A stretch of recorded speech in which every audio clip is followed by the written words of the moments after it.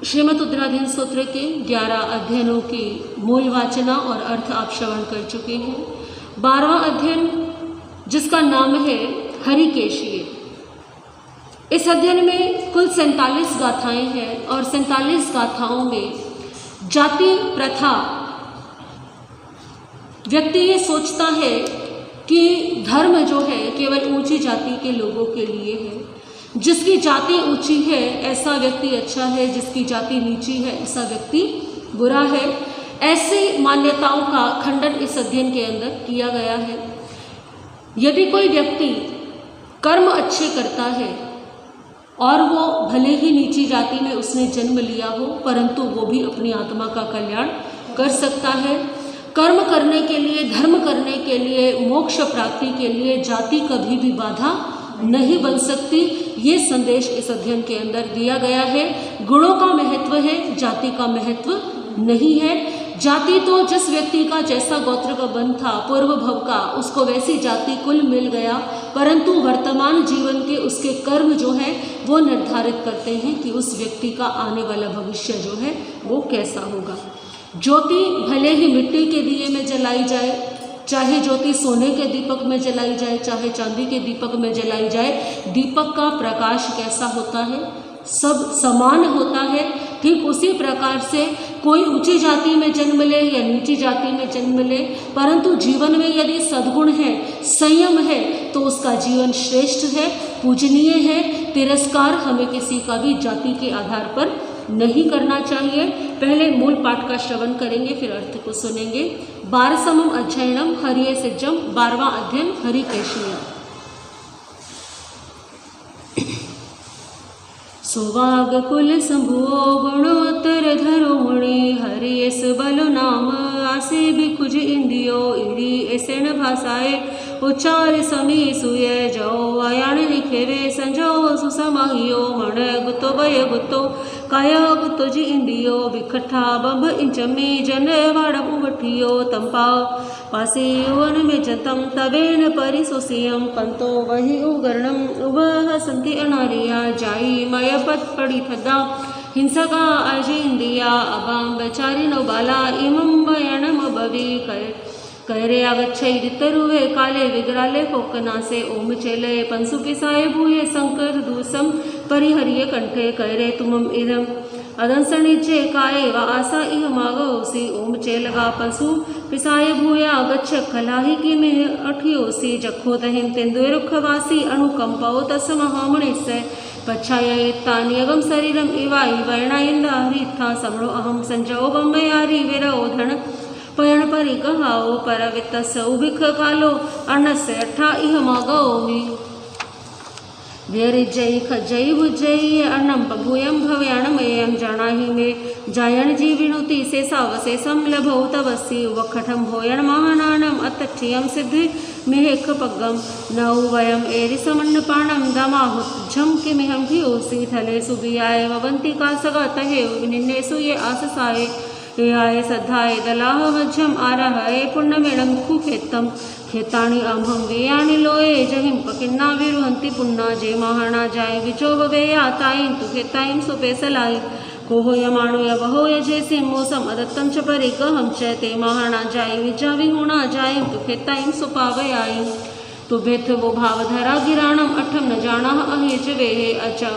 उच्चावयाई मुनिनो चरंती जायं तु खेताईं सुपेसलाई, अजावयाणम पड़िकूल भासी पभास से किन्नु संगासी अम्भम आविरेवम, विनसौवन्न पाणम नयनम दमाहु दहामु तुमं नयंथा समी, गच्छम सुसमाहियस्य गुत्ते ही गुत्तस्य इंद्रियस्य, जय में निदाहित अहस अहेस निजम के मज्ज जन्नान लहिठ लाहम के, एथ खत्ता उवजोयावा अजावयावा साम खंडियहिम एयम खुदंदेन फलेण हंता, कंठे मिघ्य तूण खलेज जोणम, अजावयाणम वयनम सुजे सुनेता उधाइया, तथ बहु कुमारा दंडे ही वित्ते ही कसे ही चेव समावयातम इसिंतालयन्ति, रणोतहिं कौसल्यस्य धूया भद्रति नामेण अनिंदगयं गीतं, पासिया संजय हम्ममाणं कुद्दे कुमारे परिनिव्वे, देवाभियोगेण नियोयेणं दिन्ना मुरन्ना मनसा वनझाया, नरेन्द्र देवेन्द्र अभिवंदेणं जैन मिवंता इसिनाव एसो एसो होसो अगुतवे महप्पा जे इंदियो संजो बम्बयारी जो में तया ने छैद जमाणी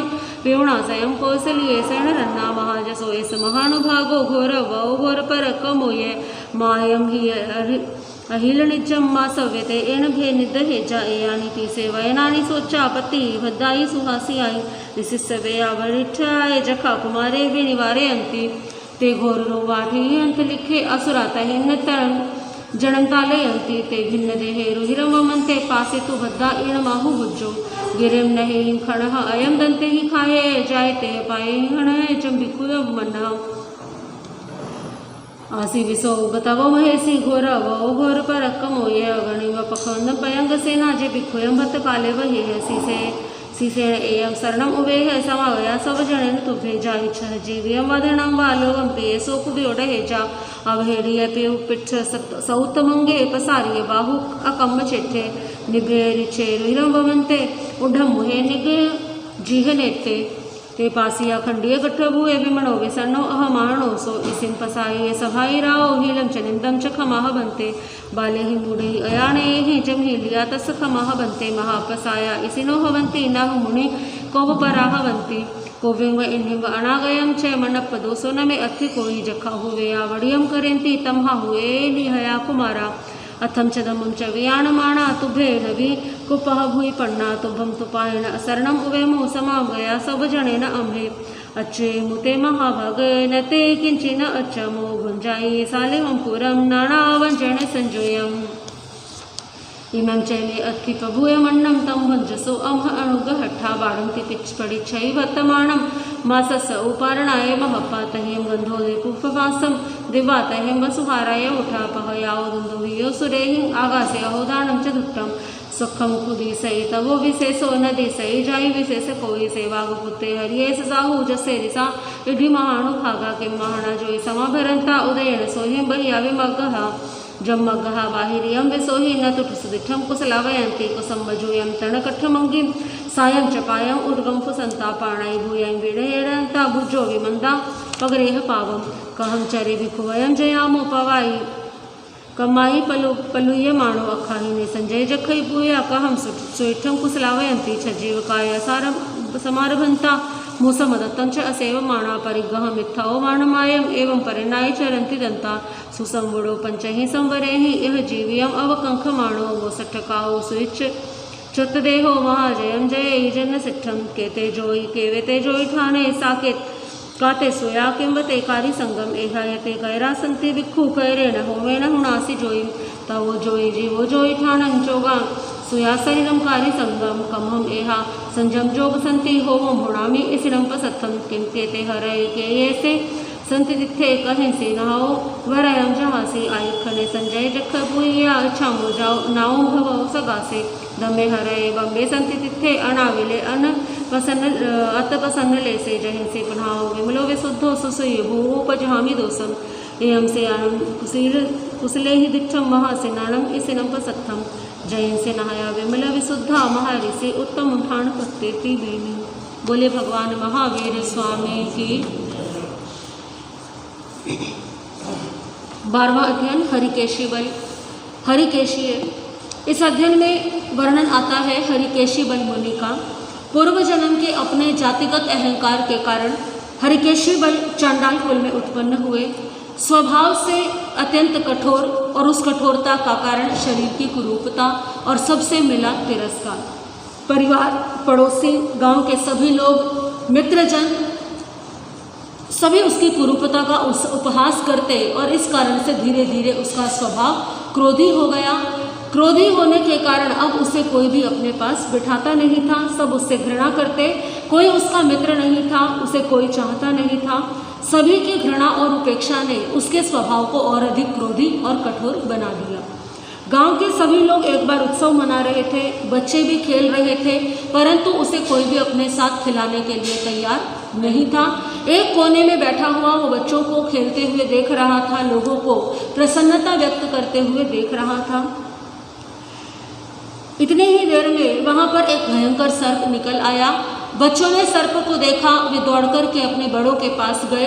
गांव के लोग एकत्रित हुए, उन्होंने देखा सर्प बहुत विषैला है और उन्होंने उस सर्प को लाठी से मार दिया। बच्चे फिर खेलने लगे। थोड़ी देर बीती, कुछ देर बाद एक और सर्प जो है झाड़ियों से निकल करके बच्चों की तरफ आने लगा। बच्चे फिर डर गए। बच्चों ने फिर जो है बड़ों के पास पहुँचे। गांव वाले एकत्रित हुए, सर्प को मारने के लिए उद्यत हुए। इतने में ही एक ज्ञानी ने, एक बुद्धिमान वृद्ध व्यक्ति ने कहा, अरे इसे मारने की ज़रूरत नहीं है, इस सर्प को मारने की आवश्यकता नहीं है, क्योंकि ये सर्प विषैला नहीं है, ये किसी को हानि नहीं पहुंचा सकता, तो इसे मारो मत। गांव के लोगों ने लाठी के माध्यम से, लाठी के सहारे से उस सर्प को उठाया और झाड़ियों में एक और छोड़ दिया। उसके प्राण बच गए। वो बालक हरिकेशी बल भी जो है ये सब देख रहा था, तो उसके मन में विचार आया कि जिस सर्प में विष था उसे मार दिया गया और जिसमें विष नहीं था उसे किसी ने चोट नहीं पहुंचाई।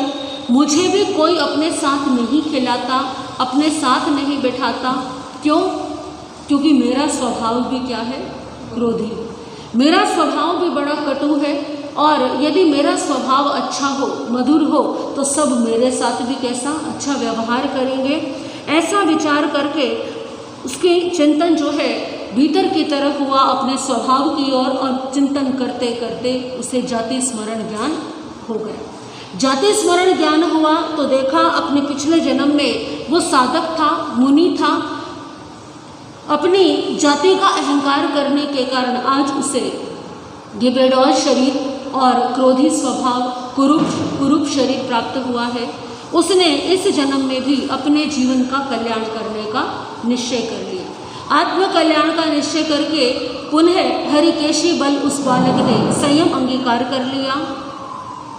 चांडाल जाति भी उसके सद्गुण प्राप्ति में और उसके आत्म कल्याण के मार्ग में बाधक नहीं हो सकी।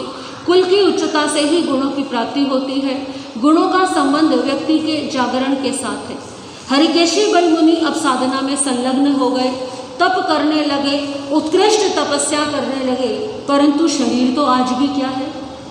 वही है। परंतु अब हरिकेशी बल का दृष्टिकोण क्या हो गया है? बदल गया है। अब हरिकेशी बल के लिए ये अधिक महत्वपूर्ण नहीं है, अपितु जीवन की साधना महत्वपूर्ण है। हरिकेशी बल मुनि वाराणसी के एक उद्यान में तपस्या में लीन थे, तप कर रहे थे।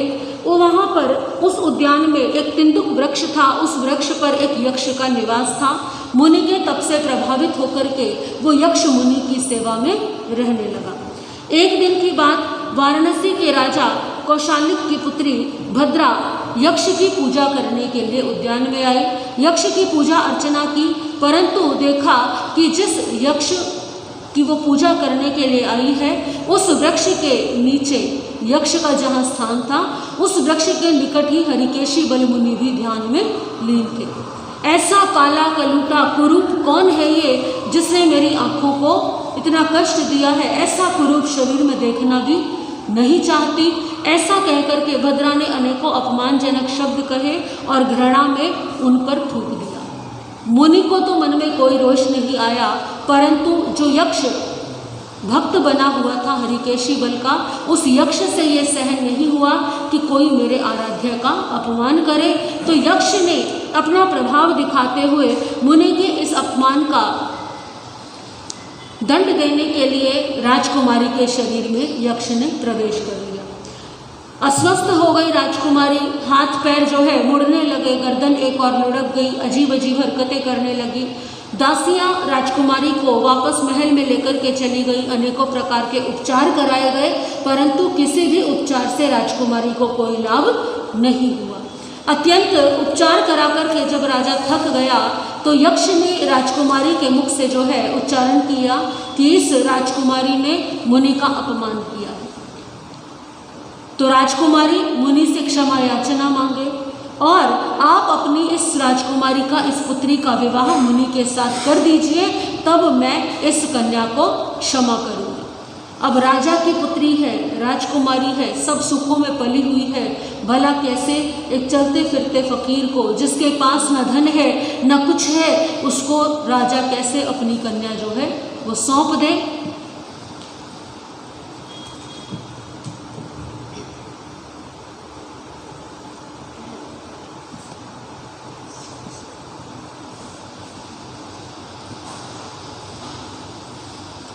राजकुमारी मुनि से इतनी घृणा करती है कि मुनि के कुरूप शरीर से घृणा करके राजकुमारी ने उनका अपमान किया, उन पर थूक दिया, परंतु राजा के सामने और कोई चारा नहीं था।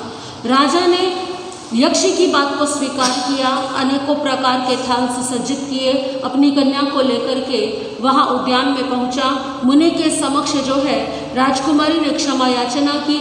मुनि तो राजकुमारी पर क्रोधित थे ही नहीं, तो क्षमा करने की बात कोई थी ही नहीं। राजकुमारी ने क्षमा याचना की और उसके पश्चात राजा ने अपनी पुत्री का विवाह का प्रस्ताव किसके सामने रखा? मुनि के सामने रखा कि आप मेरी कन्या से विवाह कर लीजिए।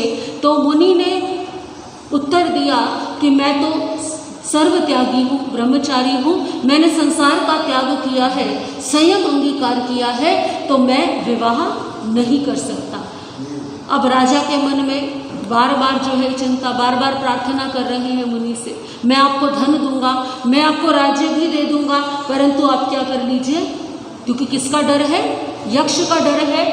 यक्ष ऐसा नहीं कि यक्ष को ज्ञात नहीं है कि मुनि जो है वो विवाह नहीं करेंगे, यक्ष को मालूम है, परंतु राजा को और राजा की पुत्री को ये दिखाने के लिए कि मुनि कितने बड़े त्यागी हैं, कितने बड़े प्राप्त हुए विवाह के अवसर को, राजा के पद को भी इन्होंने क्या कर दिया है?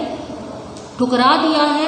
कितने क्षमाशील हैं कि राजकुमारी ने अपमान करके उन पर थूक दिया, तब भी मुनि के मन में कोई घृणा का भाव नहीं है। केवल यही सिद्ध करने के लिए यक्ष ने ये सारा कार्य किया था। राजकुमारी बार बार क्षमा याचना करने लगी, परंतु मुनि ने इस बात को स्वीकार नहीं किया। तो अब राजा के मन में चिंता हुई कि अब मेरी पुत्री का क्या होगा, क्योंकि प्राचीन काल में यदि विवाह प्रस्ताव किसी को भेज दिया जाए या किसी को अपनी कन्या देने का वचन दे दिया जाए तो उसके पश्चात में उस कन्या का पुनः विवाह नहीं किया जा सकता था। वचन देना, विवाह का वचन देना भी विवाह के समान ही माना जाता था। तो अब राजा को चिंता हुई, राजा अपनी पुत्री को लेकर के वापस आ गया। अब कोई राजकुमार या कोई राजा मेरी कन्या से विवाह नहीं करेगा, और यदि कर भी लेगा तो संभवतः मेरी कन्या को बाद में तिरस्कार के वचन सुनने पड़ेंगे। तो क्या किया जाए? अनेकों विद्वानों से सलाह की, तो विद्वानों ने समझाया कि जो दान की वस्तु होती है वो ब्राह्मण जो है स्वीकार कर सकते हैं, और तुम अपने नगर के राजपुरोहित के साथ ही अपनी कन्या का विवाह, ना तो धन की कमी है राजपुरोहित के पास में, तुम्हारी पुत्री तुम्हारे आंखों के सामने रहेगी, तुम्हारे राज्य में ही रहेगी, एक सम्मान पूर्वक जीवन जिएगी।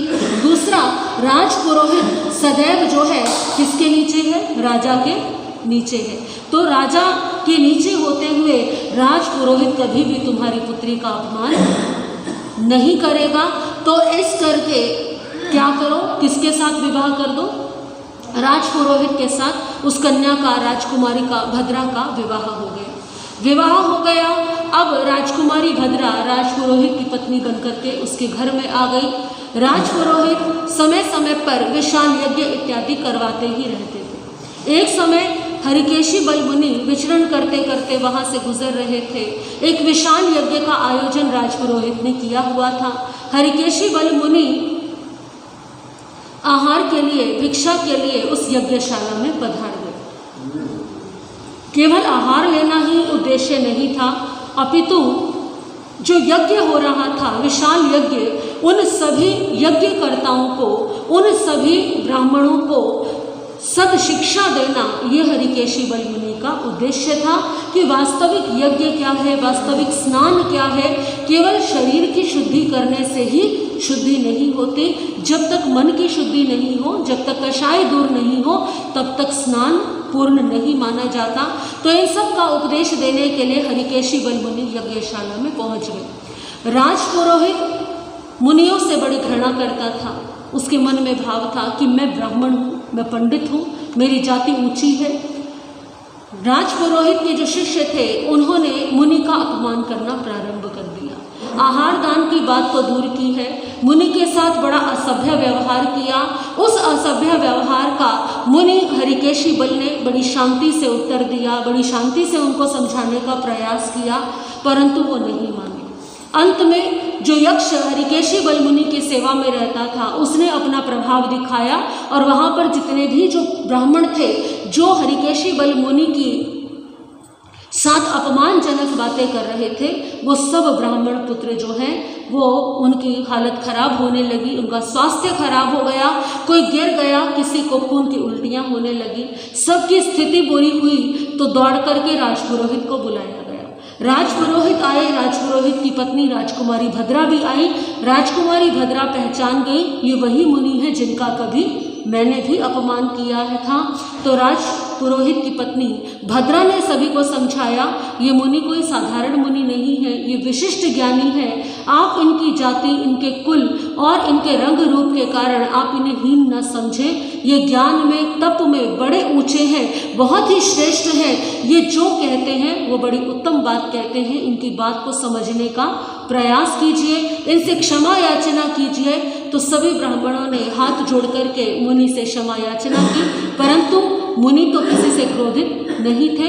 मुनि से क्षमा याचना करने के पश्चात अब उन ब्राह्मण पुत्रों ने, राजपुरोहित ने हरिकेशी बल मुनि के साथ में धर्म चर्चा की, पूछा कि धर्म क्या है, यदि यह यज्ञ करना वास्तविक धर्म नहीं है तो धर्म क्या है। तो हरिकेशी बल मुनि ने उन्हें धर्म का वास्तविक स्वरूप समझाया, यज्ञ की वास्तविकता समझाई कि असली यज्ञ वो यज्ञ है जिसमें अपने कर्मों की आहुति डाली जाए। वास्तविक स्नान वो है जिसमें शरीर की शुद्धि की अपेक्षा आत्मा की शुद्धि की जाए। ये सभी ज्ञान हरिकेशी बल मुनि ने दिया। तो सभी ब्राह्मणों ने विनम्र भाव से क्षमा मांगते हुए वे यक्ष पीड़ा से भी मुक्त हुए। उन्होंने हरिकेशी बल मुनि को आहार दान भी दिया और उन्होंने हिंसक क्रियाओं का त्याग करने की प्रतिज्ञा भी धारण की।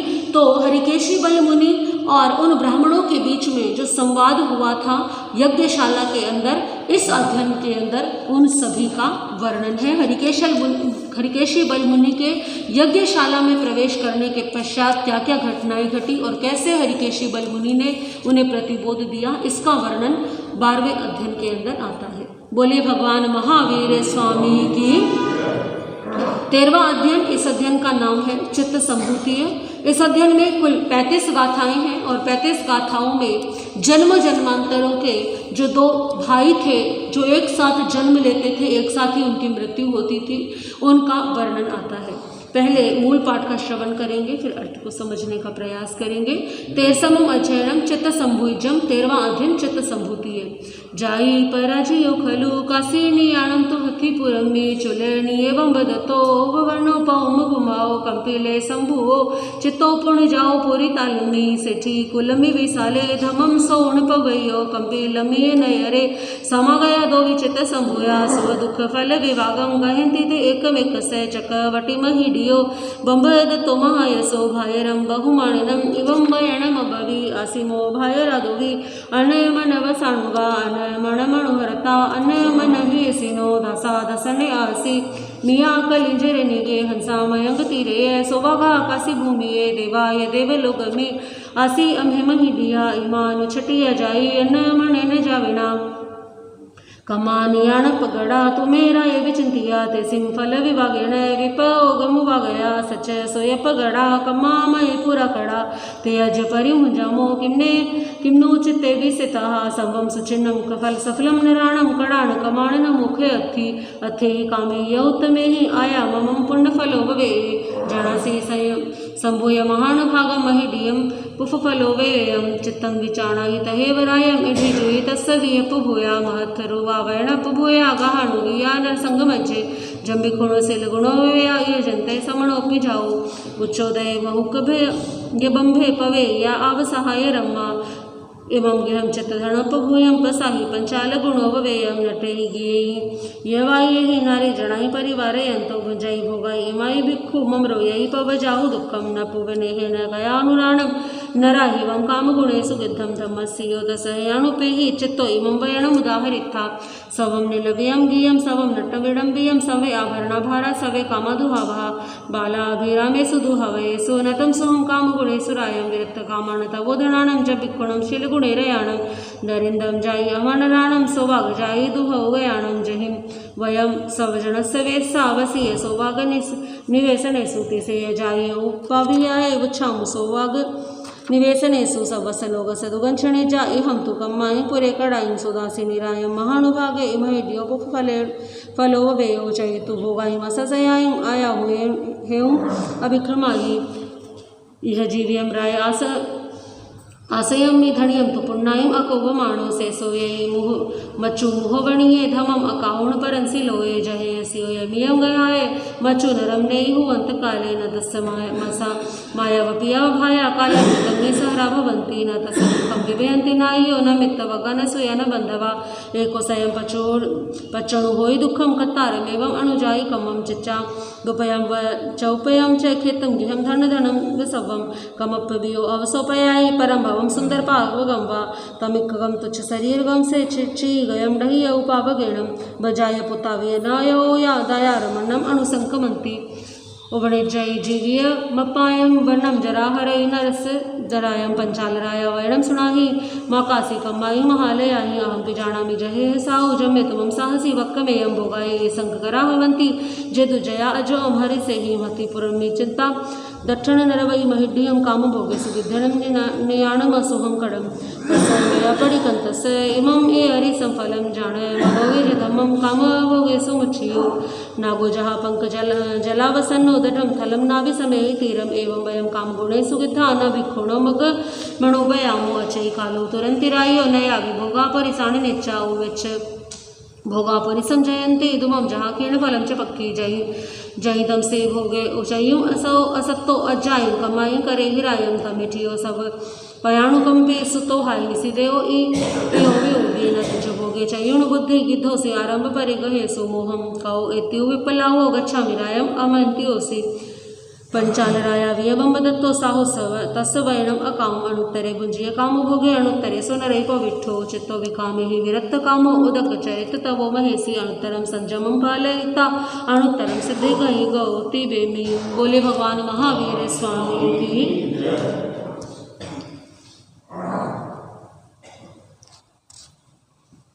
साकेत के राजा मुनिचंद्र सागर चंद्र मुनि के पास दीक्षित हुए। विहार करते हुए एक बार वे जंगल में भटक गए। वहां उन्हें 4 गोपाल पुत्र यानी ग्वालों के लड़के मिले। मुनि के उपदेश से वे चारों गोपाल पुत्र यानी ग्वालों के जो लड़के थे वे मुनि के शिष्य हो गए।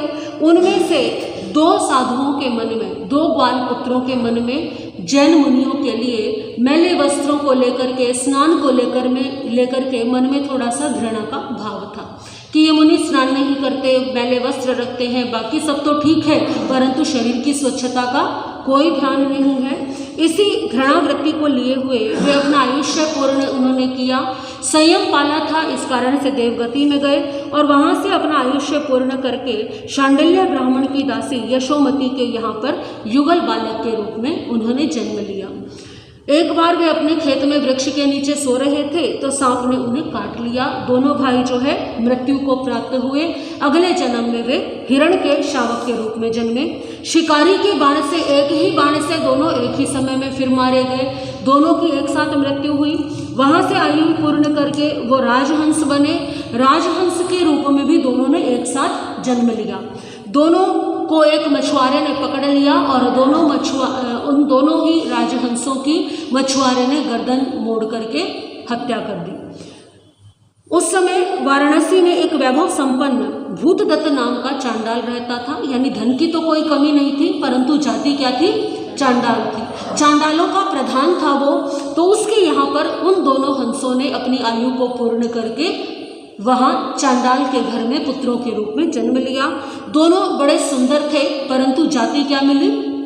क्योंकि जाति का अभिमान किया था, शरीर की स्वच्छता के लिए मुनियों से घृणा करते थे। नाम रखा गया, एक का चित्त एक का संभूत। दोनों को यदि कोई देख ले तो विश्वास ही नहीं कर पाए कि ये जाति से क्या है? चांडाल है। वाराणसी में उस समय राजा शंख राज्य करते थे, उनके मंत्री का नाम था नमुची। एक बार नमुची से कोई भयंकर अपराध हो गया तो राजा ने उसे मृत्युदंड दे दिया। मृत्युदंड देने के लिए जो भूतदत्त चंडाल था, चित्त संभूति के पिता थे, उसी को नियुक्त किया गया कि जाओ इसको ले जाओ और इसे क्या करो, समाप्त कर दो। नमुची को भूतदत्त के हवाले कर दिया गया। भूतदत्त ने सोचा कि यदि मैं इसको मार दूंगा तो इसके द्वारा दिया गया इसका ज्ञान जो है इसके साथ ही चला जाएगा। मेरे पुत्र समझदार है, बुद्धिमान है, तो भूतदत्त ने अपने पुत्रों को शिक्षा दिलवाने के लिए नमुची को अपने घर ले आया, छुपा करके अपने घर में रख लिया और अब नमुची जो है उन दोनों को ज्ञान देने लगा। धीरे धीरे समय बीता। राजा को लगा कि जो नमुची है उसको मार दिया गया है, परंतु नमुची कहाँ था, भूतदत्त के घर में था। धीरे धीरे नमुची के दी हुई विद्याओं से अनेकों प्रकार की विद्याओं में दोनों भाई निपुण हो गए। धीरे धीरे समय बीता, परंतु नमुची अपनी हरकतों से जो है यहाँ पर भी नहीं सुधरा और भूतदत्त की पत्नी के साथ उसका अनुचित व्यवहार हो गया। एक दिन भूतदत्त ने जब ये व्यवहार देखा तो भूतदत्त ने नमुची का वध करने का निश्चय किया।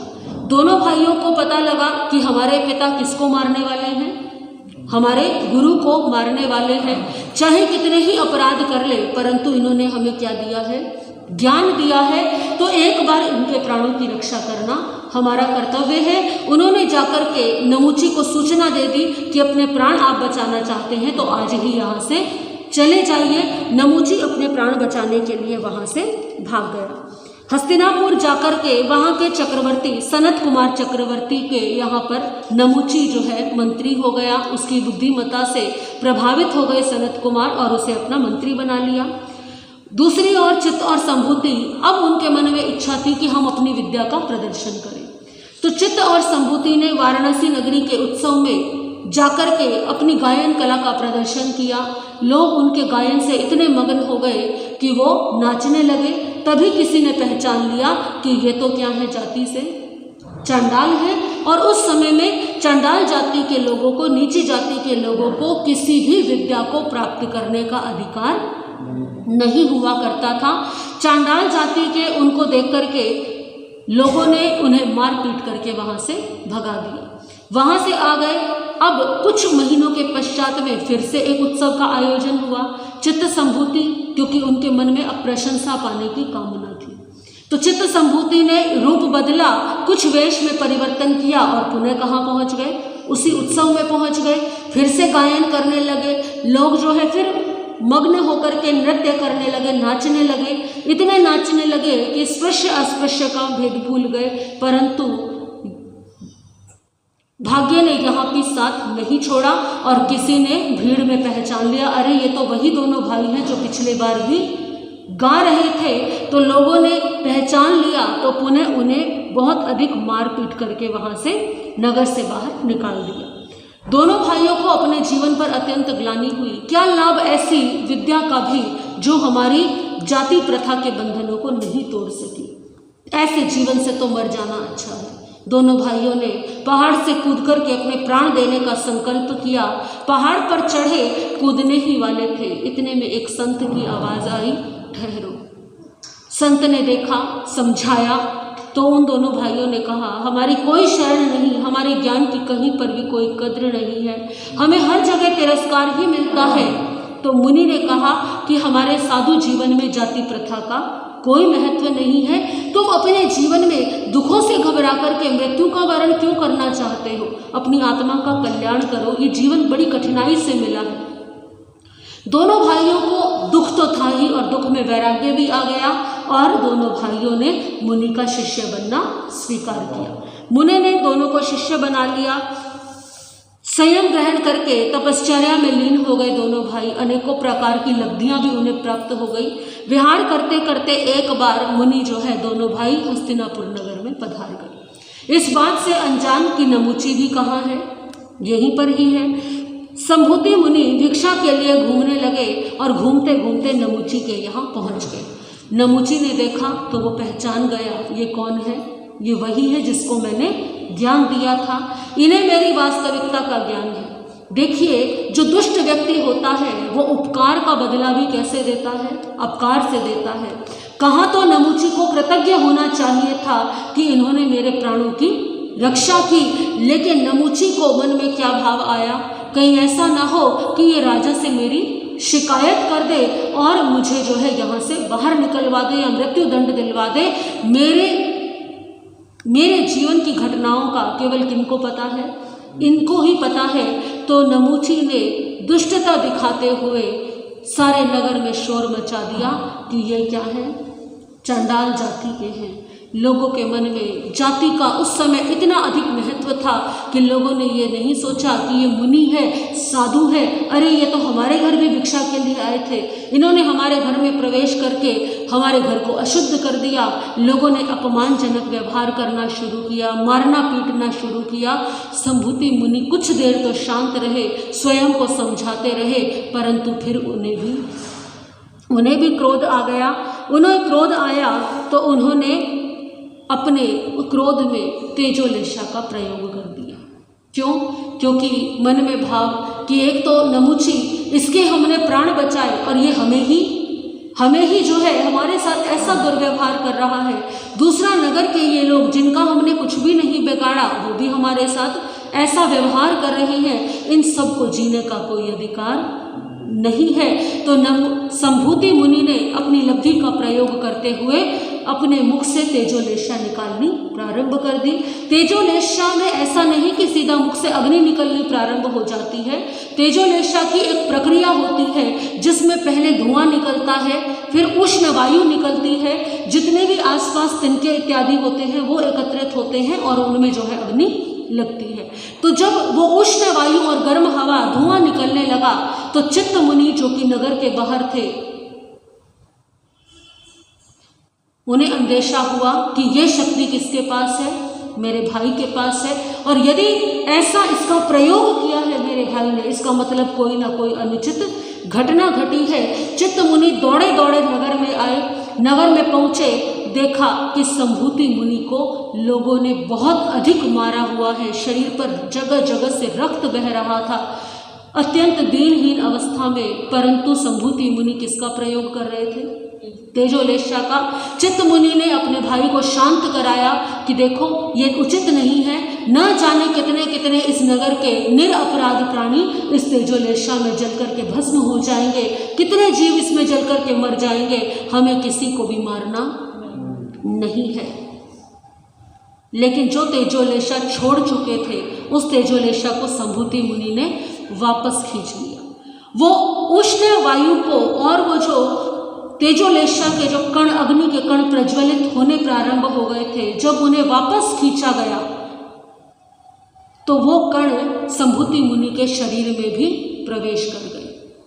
संभूति मुनि को चित्त मुनि सहारा देकर के धीरे धीरे नगर के बाहर ले आए, एक शिला पर लेटा दिया।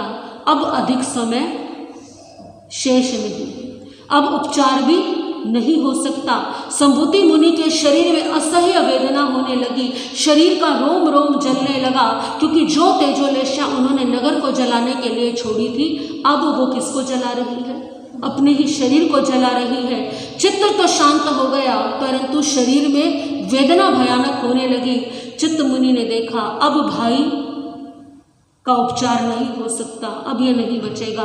मन शांत करके भाई को संथारा करा, संथारा ग्रहण कर लिया और चित्त मुनि ने निश्चय किया कि अब भाई के बिना मुझे भी क्या है, नहीं रहना, मैं भी क्या करूँगा जीवित रह करके। तो चित्त मुनि ने भी संथारा ग्रहण कर लिया।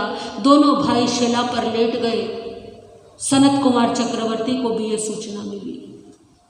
दौड़े दौड़े सनत कुमार चक्रवर्ती आए मुनियों के पास, मुनियों से क्षमा याचना की। मुनि अब क्रोधित नहीं है, न नगर जनों पर, न नमुची पर, किसी पर भी नहीं। नमुची तो भाग गया राज्य छोड़ करके, मुनि की शक्ति को देख करके। सनत कुमार चक्रवर्ती ने क्षमा याचना की। सनत कुमार चक्रवर्ती के साथ में उनकी जो रानी थी पटरानी, वो भी मुनि के दर्शनों के लिए आई थी। जब रानी ने झुककर के वंदना की तो रानी के केशों में गोशीश चंदन का तेल लगा हुआ था।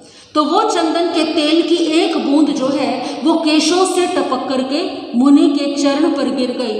और जब पैरों पर वो गिरी तो क्योंकि चंदन का गुण क्या है, शीतलता, तो शीतल बूंद जब गिरी मुनि के पैरों पर तो मुनि को बड़ी शांति हुई। संभूति मुनि को बड़ा शांति का अनुभव हुआ। आंखें खोलकर देखा, सामने कौन खड़े हैं, राजा सनत कुमार चक्रवर्ती हैं, उनका राज परिवार है। संभूति मुनि ने देखा कि क्षमा याचना कर रहे हैं सभी। मुनियों ने उनके भावों को स्वीकार किया। सनत कुमार चक्रवर्ती लौट गए वापस, सब लौट गए। चित्त मुनि ने देखा कि संभूति मुनि के जो भाव है वो स्थिर नहीं। जान लिया अपने ज्ञान से कि संभूति मुनि के मन में ये भाव आए हैं। अहो कितनी रिद्धि है सनत कुमार चक्रवर्ती की, कितना वैभव है सनत कुमार चक्रवर्ती का। मेरी भी तपस्या का, साधना का यदि कोई फल हो तो मैं भी ऐसे ही सुख वाला बनूं। मैंने अपने जीवन में क्या देखा, दुखों के, अपमान के अतिरिक्त और कुछ नहीं देखा। जीवन वास्तविक कहीं है तो केवल यहीं पर ही है। और मुझे मेरे संयम का ये फल मिले कि मुझे भी ऐसा ही सुख मिले। चित्त मुनि ने अपने भाई संभूति मुनि को बहुत समझाया कि ऐसा निदान मत करो, ये निदान करना अच्छी बात नहीं है, परंतु संभूति मुनि नहीं माने। और संभूति मुनि जो है, दोनों भाइयों ने एक साथ अपने शरीर का त्याग किया। दोनों भाई जो है देवलोक में उत्पन्न हुए। ये उन दोनों भाइयों का एक साथ छठा जन्म था। देवलोक से आयुष्य पूर्ण करके अब क्योंकि जीवन की यात्रा अलग हो गई है, तो जो संभूति मुनि का जीव था उसे आगे चक्रवर्ती बनना है। संभूत मुनि निदान अनुसार कांपिल्य नगर में ब्रह्मदत्त चक्रवर्ती बने। ब्रह्मदत्त चक्रवर्ती एक समय नाटक देख रहे थे। नाटक देखते देखते जाति स्मरण ज्ञान हुआ। देवलोक की याद आई, अपने पीछे के भवों की याद आई और अपने भाई की भी याद आई। भाई की याद आई तो भाई के याद में रोने लगे, विलाप करने लगे, मेरा भाई कहाँ है, इस जन्म में मुझसे बिछड़ गया। और अपने उस पूर्व जन्म की स्मृति के आधार पर उन्होंने अपने भाई को ढूंढने का निश्चय किया। भाई को ढूंढने के लिए उन्होंने श्लोक की एक पंक्ति तैयार की और आदेश दिया कि जो इस श्लोक को पूरा करके लाएगा उसे मैं अपना आधा राज्य दे दूंगा। आधा राज्य मतलब 3 खंड, क्योंकि 6 खंड का राजा है ब्रह्मदत्त चक्रवर्ती। मैं 3 खंड उसे दे दूंगा। वो श्लोक था आस्वदासो मृगो हंसो मातंगा वमरो तथा, यानी कि जो पहले के भव थे उनका वर्णन है। अब आगे का भव वही बता सकता है जो ब्रह्मदत्त चक्रवर्ती का भाई रहा हो। राजा ने घोषणा की, अब किसी को मालूम नहीं, सबने पहली पंक्ति क्या कर ली, याद कर ली, सब दोहराने लगे। एक बार खेत में एक किसान जो है ये पंक्ति दोहरा रहा था। किसान के खेत में एक वृक्ष था और वृक्ष के नीचे मुनि जो है वो ध्यान में लीन थे। मुनि ने ये पंक्ति सुनी। मुनि ने किसान को बुलाया, पूछा तो किसान ने बताया कि जो ये श्लोक पूरा करेगा उससे ब्रह्मदत्त चक्रवर्ती अपना आधा राज्य दे देंगे। तो मुनि ने कहा ठीक है, इसको मैं पूरा कर देता हूँ। मुनि ने वो दोहा जो है, वो श्लोक जो है पूरा कर दिया और उस श्लोक में अपने आगे के जीवन का वृतांत जो है वर्णन कर दिया। वो श्लोक लेकर के किसान गया राज्यसभा में। किसान ने सुनाया वो श्लोक और जैसे ही सुना ब्रह्मदत्त चक्रवर्ती प्रसन्नता और दुख के मारे मूर्छित हो गए। प्रसन्नता इसलिए कि मेरा भाई मिल गया और दुख इस बात का कि मेरा भाई जो है कितना दीनहीन एक किसान के रूप में जीवन यापन कर रहा है। उसने भी मेरे साथ संयम लिया था और उस संयम का क्या फल निकला कि वो एक निर्धन ब्राह्मण है। ब्रह्मदत्त चक्रवर्ती मूर्छित हुए तो किसान घबरा गया। किसान को लगा कि पता नहीं मैंने क्या अपराध कर दिया। राज सैनिकों ने भी उसको पकड़ लिया कि तुमने ऐसा क्या सुनाया जिससे कि महाराज मूर्छित हो गए। तो किसान ने डर के मारे सच बता दिया कि ये मैंने नहीं सुनाया, क्योंकि व्यक्ति यही करता है ना, अच्छा हो तो मैंने किया है और बुरा हो जाए तो दूसरे ने किया है, कि मेरा काम नहीं है, ये तो मुझे किसने बताया, मुनि ने बताया। तो ब्रह्मदत्त चक्रवर्ती को जब होश आया तो पता लगा कि ये श्लोक तो एक मुनि ने पूरा किया है। अच्छा, वो मुनि कौन है? मेरा भाई है। तो ब्रह्मदत्त चक्रवर्ती पहुंच गए मुनि के पास में। दोनों भाई 6 जन्मों के बाद अब अलग हो गए थे, परंतु अब दोनों ने एक दूसरे को ढूंढ लिया।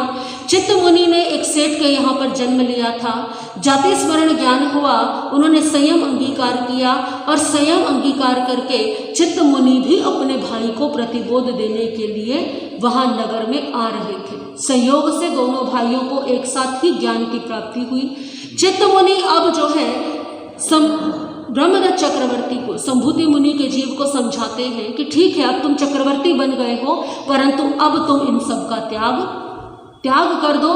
ब्रह्मदत्त चक्रवर्ती कहते हैं कि मेरे पास 6 खंड हैं, तुम कहाँ आ जाओ, संसार में आ जाओ, तुम मेरे साथ चलो, मैं तुम्हें अपना आधा राज्य दे दूंगा। देखिए भाई के प्रति कितना प्रेम है कि मैं जो इस जन्म में भाई नहीं है उसको भी क्या तैयार है, अपना आधा राज्य देने को तैयार है। ब्रह्मदत्त चक्रवर्ती भोगों का निमंत्रण दे रहे हैं चित्त मुनि को, और चित्त मुनि योग का, साधना का निमंत्रण दे रहे हैं ब्रह्मदत्त चक्रवर्ती को। दोनों एक दूसरे को बहुत देर तक समझाते रहे, परंतु कोई भी सफल नहीं हुआ। ब्रह्मदत्त चक्रवर्ती ने अंत में कहा कि मेरी स्थिति उस हाथी की भांति है जो दलदल में फंसा हुआ है। मैं तुम्हारी बातों को मानता हूँ, स्वीकार करता हूँ, परंतु मैं इस चक्रवर्ती पद को, इस राज्य को नहीं छोड़ सकता, क्योंकि ये निदान के कारण मिला हुआ राज्य है। चित्त मुनि ने कहा कि मैं भी अपने इस संयम को नहीं छोड़ सकता। तुम तो भोगों में अकंठ डूबे हुए हो, तुम्हारा कभी उद्धार नहीं हो सकता। मैंने यहाँ आकर के व्यर्थ ही अपना समय नष्ट किया, अपनी ऊर्जा को नष्ट किया। ये कह करके चित्त मुनि अपने मार्ग पर बढ़ गए और ब्रह्मदत्त चक्रवर्ती भी वापस लौट गए। ब्रह्मदत्त चक्रवर्ती संसार में भोगों में रहते हुए ही अपने जीवन को पूर्ण किया और अशुभ कार्यों के कारण, अपने अशुभ कर्मों के बंध के कारण 7वीं नरक में उन्होंने जो है जन्म लिया। दूसरी ओर जो चित्त मुनि थी, धर्म साधना करते हुए उन्होंने अपने उसी भाव में सर्वोत्तम सिद्ध गति को प्राप्त किया। इस अध्ययन में चित्त मुनि और ब्रह्मदत्त का महत्वपूर्ण वार्तालाप है। एक योगी जो है भोगी को आमंत्रण दे रहा है और एक भोगी योगी को आमंत्रण दे रहा है, परंतु दोनों ही अपना अपना मार्ग नहीं छोड़ते हैं। भोगों का परिणाम ब्रह्मदत्त चक्रवर्ती को मिला और योग का, साधना का परिणाम चित्त मुनि को मिला। ये अध्ययन बड़े महत्वपूर्ण शिक्षा देता है, वैराग्य की, ज्ञान की, संसार की वास्तविकता की। चित्त और संभूति का वर्णन इस अध्ययन में आता है। बोले भगवान महावीर स्वामी के। दोनों हाथ जोड़ लेंगे। श्री आगमित विहे प्रणते तंझासता गम्य अथा गम्य तदुभया गम्य अहवाशंते विषज्य गुति चालगुति म्यालम जवाइदम चमेले मिनकरम चक्रम पैन मिनैन जोगिन गोसन सुटुदिन दुटुपलिच आकालेन कौशौ कालेन कौशौ सजाम सजाम सजाम सजाम तस्मिच्छाम। सभी प्रभु महावीर की स्तुति में गुनगुनाएंगे। जो भगवती दिशलातन